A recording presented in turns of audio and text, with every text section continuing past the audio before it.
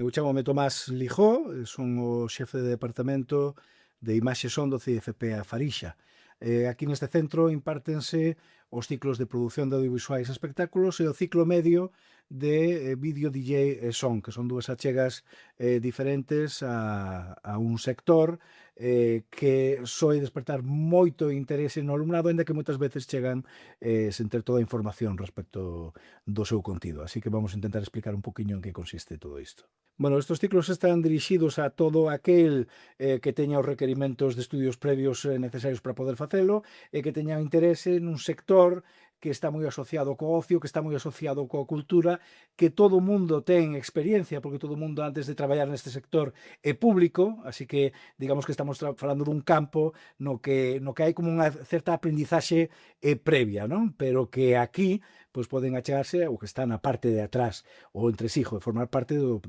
que se convirte nos procesos de produción dos contidos audiovisuais que despois vemos nas nosas casas, nas salas de cinema ou nos nosos dispositivos móviles. Bueno, no ciclo de produción de audiovisuais e espectáculos, o alumno, a alumna aprende todo aquelo que ten que ver, eu digo sempre, con poñer a mesa para que todos os demais podan comer. E poñer a mesa neste caso é poñer en marcha todos esos procesos que son necesarios para que despois os profesionais da imaxe, os profesionais do son, os realizadores e realizadoras, os actores e as actrices podan facer a película. O produtor ou produtora pois é esa figura que organiza todo o que ten que haber detrás, a búsqueda de financiamento, idear o proxecto, coordinar a todos estes equipos para facer depois realidade os proxectos. É unha tarefa que pode parecer que é árida, que é demasiado administrativa ou demasiado técnica, pero para a que fai falta tamén moita creatividade. Normalmente falase da creatividade como algo propio únicamente das áreas de creación, pero é certo que un produtor ou unha produtora para buscarse a vida, para darlle soltura, para darlle saída a un proxecto, pois ten moito que crear e que pensar tamén. Bueno, aquí apréndese desde cuestións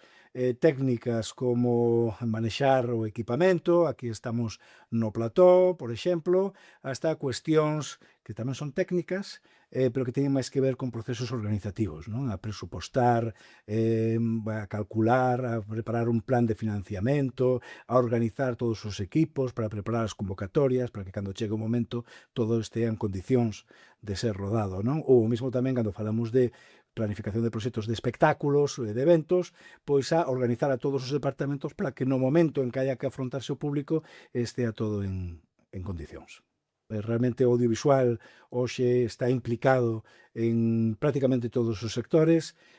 así que as saídas profesionais pois están en expansión e cada vez son máis. Os ciclos de imaxe son unha porta de acceso estupenda para ter un primeiro contacto, para aprender, para dotarte das ferramentas que podes necesitar e a partir de aí escoller o teu camiño.